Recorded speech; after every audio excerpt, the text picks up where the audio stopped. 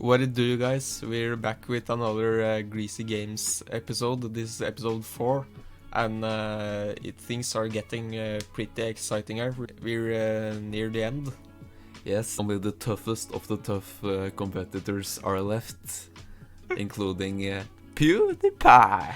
PewDiePie detected that he was hungry, and he saw that the sun was setting, so he decided to go and find some food before the night dawned. PewDiePie hadn't been eating anything for a good while, and he was lying down on the couch because he was tired, when suddenly he detected the smell of cheeseburgers. And he detected that the smell was coming from the west. So he shot up like an arrow and decided to investigate the smell. So he started to jog towards the smell of burgers. After PewDiePie had been jogging for a while, he saw what he couldn't believe his eyes, but he saw a Burger King in the middle of nowhere in the desert. So he ran. He ran towards the Burger King with the determination of a hungry gamer, and stepped inside. However, what my bro didn't know was that Vin Diesel was hiding inside the Burger King shop. And he was eating a fat Big Mac. And he was jerking. While Vin Diesel was taking a big bite out of the fat Big Mac, he detected PewDiePie in the entrance of the McDonald's. He immediately dropped the burger on the floor, and he was in attack mode.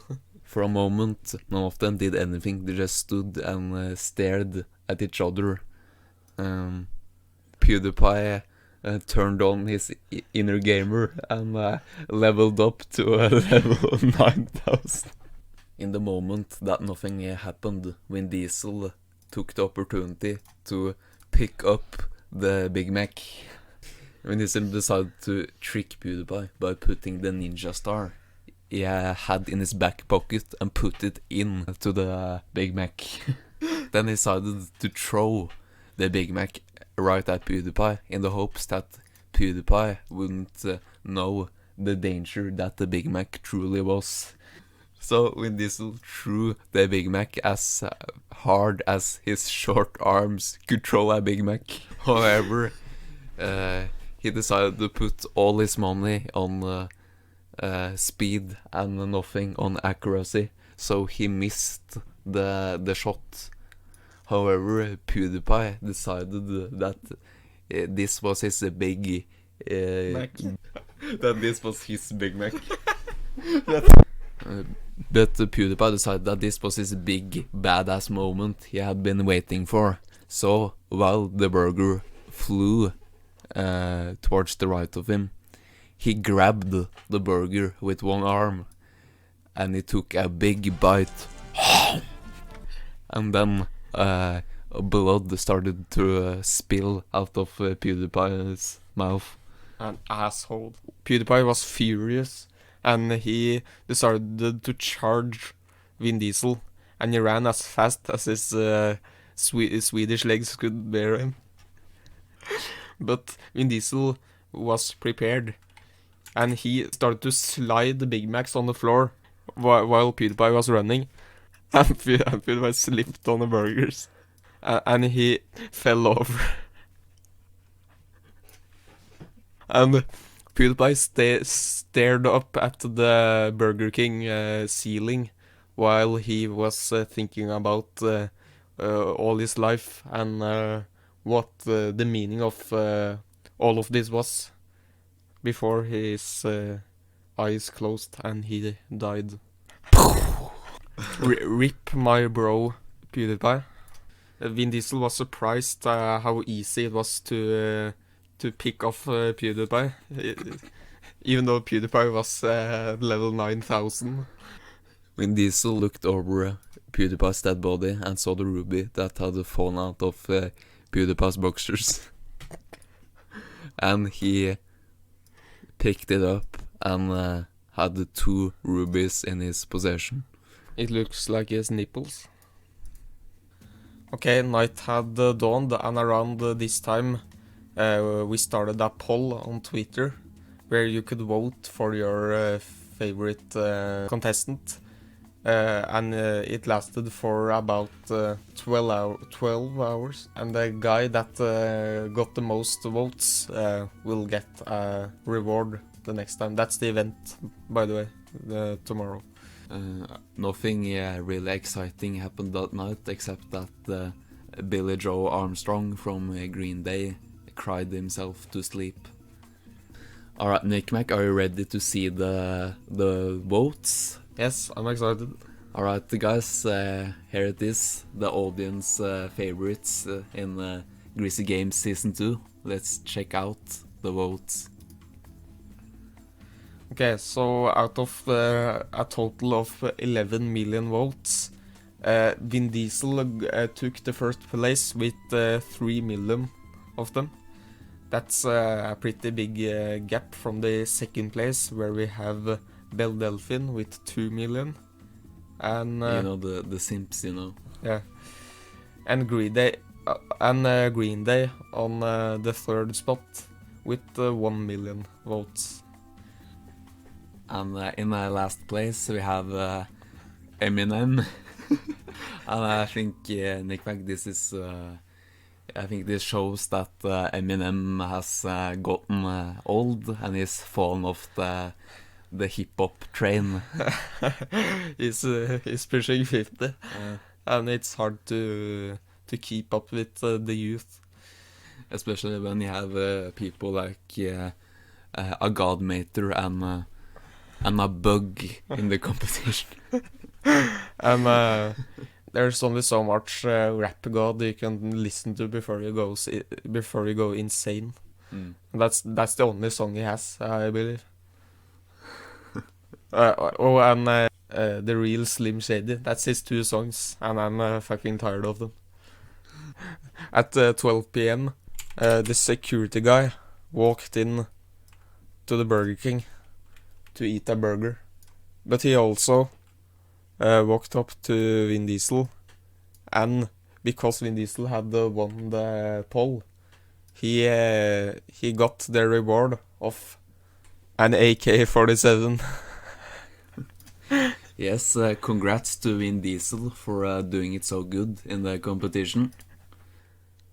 After Vin Diesel had gotten the reward, he was hungry for some kills, so he went outside the McDonald's. But Vin Diesel remembered that he had the 2 rubies, and he had to use them in the eyes of the statue. But he didn't know where the statue was, so he had to look around. But yes, Nick Mac, with a AK-47 on his side, I think Vin Diesel is going to get far in this competition. Yeah, I'm afraid I have to agree to that. Back in the Gandhi group, they were all feeling pretty hungry, because most of them hadn't ate for a couple of days. But they didn't have any food. They had plenty of water, but food was scarce. Pinkie Pie suggested they eat the camel, and which was accepted by everyone in the group. But a Godmaker, he was allergic to camel. He couldn't eat camel because if he even touched a camel with his tongue, he would die from cancer within a few minutes. The group found out that Tom Edison had really sharp teeth, so they made him kill the camel. But before Tom Edison put his big sharp teeth in the fat of the camel's neck, Gandhi sat down on the sand and prayed for the camel to get into heaven. So Tom Edison took a big juicy bite of the camel, but the camel had just been eating sand the last days, so he was too weak to fight back, and he gave in. And then Tommy Edison sliced a piece of camel meat with his teeth to his teammates. Everyone went to the camel to feast, except for Agalmator, because he was allergic. So Agalmator had to find another source of food somehow, and then he glanced over at the Kumstein, and he just thought for himself. He had tasted cum before, and it didn't taste too bad. And the Kumstein didn't really contribute that much to the team, so he decided to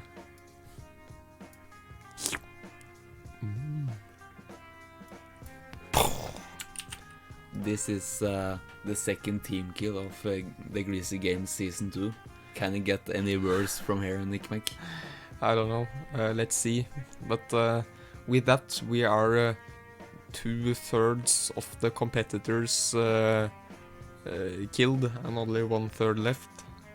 While all the drama was happening, Leo was just chilling on the couch with a bag of chips in his left hand and his dick in the other. What Leo hadn't really been careful about was saving his food for later, because he just ate because he had nothing else to do. So he had been eating up all the food he had, and he had also drank all the water. So he had to go outside and find some more food and water. Vin Diesel decided it would be a better idea to go to the jungle and look for the statue instead of the desert. So he was looking around in the jungle when he heard some noise from the tree, and he spotted a little orangutan on the tree. And Vin Diesel didn't really like animals in general, so he decided to test out his AK on it. The orangutan went limp and fell down to the ground and died. After Vin Diesel had been searching around for a while, he at last found the statue and the temple, and he saw the statue on top of the temple here, and he was sure that had to be the place to put his 2 precious rubies. So he placed one in the right eye and one in the left eye, and he heard the sound of a door opening. And he went down and into the entrance of the temple. As Vin Diesel stepped into the tomb, dust fell into his eyes, and when he opened them, he saw the lost treasure that was hidden inside the temple, and it was an AK-47. So now Vin Diesel has 2 AK-47s, which is a little unfortunate, guys, but I have to say it was a little poor choice to have 2 AKs in the competition, especially when a single guy got them both. So that was very unfortunate, guys. But there's no rules in the Greasy Games, so that's how it is. So here at the beach, we have Green Day, and they haven't been eating for the entire time of this competition. So they decided they had to go and find some food. So they went searching. So after scavenging for a few hours after some food, Billy Joe Armstrong heard the sounds of a fat boy eating a sandwich. And that was Seaman, who was inside this shack together with his teammates Eminem and the Dildo. And through the cracks in the shack, Seaman saw the 3 guys approaching, and then he turned around and drove away as fast as he could. Eminem was confused. He wondered why Seaman had rolled his way from the shack, and he thought there maybe was a threat in the area. So he turned around and detected Green Day standing just 3 meters ahead of him. Okay. So Eminem ran outside the house and met the gaze of 3 gay men And they stood there for a little while and just stared at each other. After 15 seconds of silence, Mike Dirnt decided to run towards Eminem. He charged towards Eminem as first, but that turned out to be a fatal mistake, because Eminem was armed with the greatest and deadliest dildo there ever was, the Moby Huge.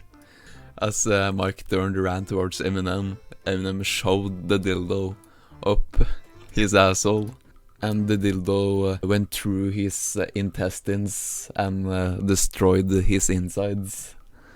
He fell on the ground bleeding from his ass and his mouth. Billy Joe Armstrong was infuriated when he saw his friend Mike Dirnt lay on the ground bleeding, and his adrenaline pumped, and he was ready to fight off Eminem. So Billy Joe whipped out his cock and charged Eminem. Then Eminem said, "En garde," and they started to sword fight with their penises. Armstrong's puny little penis couldn't handle the Moby Huge dildo, so his cock broke off. So only his shaft was left, and he saw that he didn't stood a chance against Eminem and his 19-inch dildo. Billy Joe Armstrong knew when he was defeated, and he was defeated this time. And he said, "Well fought, Eminem. You were clearly the better man." And then he went down on his knees, and then Eminem decapitated his head off. Trey Cool saw his friends laying in a mangled pool of body parts, and he understood that he was no challenge for Eminem, and ran away. But instead of running away, he sneaked behind the shack and found some food and some water. So he picked that up, and then he ran. So the Green Day contestant isn't eliminated yet, even though Billy Joe Armstrong and Mike Dirnt are killed, because Trey Cool is still there. After Vin Diesel had found his second AK-47, he was hungry for some kills, but he had to walk through the thick jungle before he could find the other contestants. When Diesel was walking around in the jungle, just minding his own big cock, and then suddenly he was hit in the head by a coconut at the size of his forehead. When Diesel got a brain damage and he looked up to see who the fuck it was who threw the coconut, and it was a monkey in this tree who was the friend of the previous deceased monkey that Vin Diesel killed. And this monkey was out for revenge. "Ah, you little motherfucker, I'll shoot you right up, you little bitch," said Vin Diesel. He pointed his AK-47s at the monkey and started firing away. And the monkey was being hit everywhere and fell down on the ground, bleeding to death. But to make sure the monkey was dead, Vin Diesel went right up to the monkey and emptied the clips in the monkey's head. When Diesel said "little bitch" and started to reload the AK-47s. When Diesel was too busy reloading and drooling because of his brain damage to notice the big 300-pound tiger coming towards him. The tiger was wounded because of Pokemon's arrows that was still in the tiger's body, but he had just the strength to kill his last prey. And before Vin Diesel could say "Fast and Furious," the tiger had taken a bite out of Vin Diesel's forehead. So Vin Diesel ended his career as tiger food. Vin Diesel was the 25th person to die, and as you can see, we are not that far away from a victory royale. Number 1. But Vin Diesel didn't go out before he managed to punch the tiger in the face. And that punch, together with the already existing wounds, made the tiger really weak, and he lay down. And with that, episode 4 of the Greasy Games Season 2 is finished. So guys, stay tuned for the final episode of the Greasy Games. It is very exciting, I promise. Stay tuned for that, and stay tuned for everything else. And remember, if the worms video gets 5 likes, we're going to do an ASMR video. So keep on liking and subscribing. Goodbye. Goodbye.